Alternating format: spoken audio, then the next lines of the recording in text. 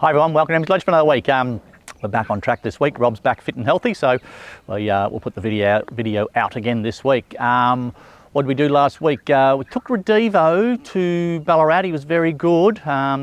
The winner, I think the winner was got a pretty tough run and probably should have won a bit easier, but we certainly made him earn it, and coming from a long way back, had to swoop the field and was very tough through the line. So, you know, he's obviously come back in very, very good order, the horse, after going through a really tough Jericho preparation last time in.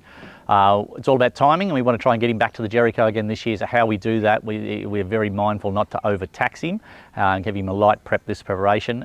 He's had the 3 runs in now, and his last 2 have been very good, so we're not really sure what we'll do with him. I've got him in at Flemington on Saturday. I'm not sure if I'll run him there, but we'll mention him a little bit later on the video.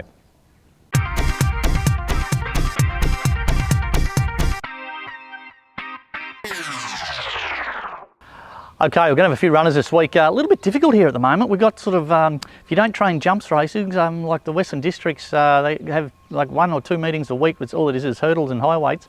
And then you've got the synthetic at Ballarat and synthetic at Pakenham. If you don't want to run on the synthetic, you only get like 2 meetings a week, and one of them will be in town. So really difficult in Victoria, and it's sort of only getting worse. So especially when they call a few meetings off and everything backlogged. So to get runs with horses is quite difficult. So a few of these horses that we got accepted with this week may not get a run. So anyway, so we'll start off on Saturday with Lulu's Choice. She's gone fair for a couple of runs. I ran her on the Ballarat synthetic the other day. It was terrible, so get her back to the grass, but I think there's about 38 horses accepted, so she needs to divide this race for us to get a run, and if she does there, the 1300 should suit her down the ground. So that's Lulu's Choice on Saturday. I've also accepted with Redivo at Flemington Saturday. Now he went really good at Cranbourne. We backed him up at Ballarat, and he'd really want to be bucking his brands off on Saturday morning for me to run him again. There is a couple of other options if we want to keep going with him. There's a 2400 metre race at Geelong on Friday, or if we want to go 3 weeks between runs, there's a 3100 metre race at Warrnambool, and that's a really winnable race for this horse. So whether we go that far, I'm not sure. It's starting to eat into a little bit of time with him then, because I want to give him this prep, give him a little break, then set him for the Jericho. So I don't want to go too deep into July if I can help it, because I need him to at some stage have a bit of a break. So a little bit up in the air, but I've accepted with him at Flemington Saturday, but as I said, he'd want to be bucking his brands off. Then go to Pakenham on Monday. Now it's a Pakenham synthetic, and it seems to be racing pretty good. Just Bolts won 2 in a row, and then went to Cranbourne, and he was 3 wide, no cover. He actually they did a speed check on them, and he actually was going 72 kilometres an hour. That's 3 wide, so God he knows what speed he was actually going. It'll even be further. So, and then he really felt the pinch late. So I've actually taken the blinkers off him, and I don't think he's ever raced without blinkers on. And we did it here at track work the other morning, and he sort of sat off them and galloped up really good. So here we might take him to Pakenham on Monday. 1000 metre race, blinkers off. Hopefully he can take a sit and then be strong late. Also got Tories D in there. I'm not sure where I'm going to go with him.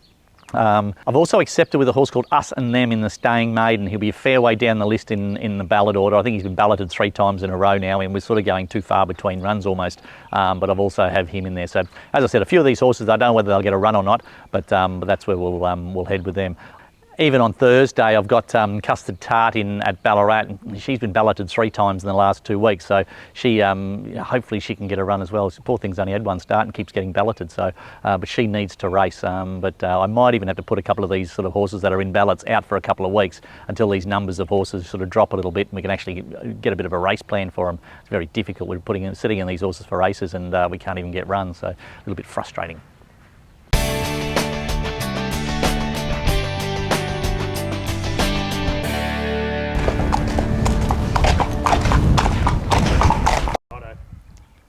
G'day guys, welcome to Around the Stables. This week's horse, a new horse to the stable called Moneywheel. We're very lucky to be able to acquire this horse because he's a real consistent horse, and a horse that he's had 7 starts for 3 seconds, 3 thirds, and a 4th, and he's never finished outside the top 4. So yeah, he's obviously a horse that's nice and sound, and he's got certainly enough ability to win a few races for us. So the run that really caught our eye was actually his last run. He went up to a mile for the first time and he got back and he hammered home, and he ran third, and off that run we tried to buy him, and lucky enough with one of our clients we were able to. So yeah, really happy to have him in the stable, and yeah, really look forward to him this time in. When he first arrived, we just tipped him out. We sort of thought, even, you know, after that really eye-catching run, he just looked a bit of a tired and sort of run-down horse, and a horse that really needed a spell. He'd been up for a long time, so we brought him in, gave him a spell, sort of fed him up, and he was able to put on about 60 kilos out in the paddock. So we were up with the condition he was able to put on, and he's come back in really good order. He's nice and sound. He's a really good eating horse, and yeah, he seems pretty straightforward. He's a horse that's never had any gear on, which I find really interesting, because sometimes, you know, when you throw a set of blinkers on him or things like that, you can really get significant improvement. He's obviously a very sound-winded horse. He's never had any, you know, crossovers, tongue ties or anything like that on. So yeah, he seems a really straightforward horse, and a horse that's really consistent and tries hard, and he's able to take that to the races. So he's been back in work about 7 weeks now, and he's about sort of, you know, 10 days, 2 weeks off a trial, and then furthermore, I'd say we'll be at the races within a month. So really glad to have him in the stable, and I still think there's a couple of shares available in him, and for a horse that's going to be at the races within a month, he's a pretty good horse to get involved in. So real consistent horse that I've got no doubt that we'll be able to win a couple of races with him. That's Money Wheel. Anybody who knows our stable knows Rob Windmill. He does our video here every week, and he keeps banging on every week how good a tipster he has been over the last 20 years and how many winners he tips and blah, blah, blah. Well, he's going to come on every week and give you a long shot to follow. He reckons that everyone's going to make money out of this, so we'll see. We'll give him a crack at it.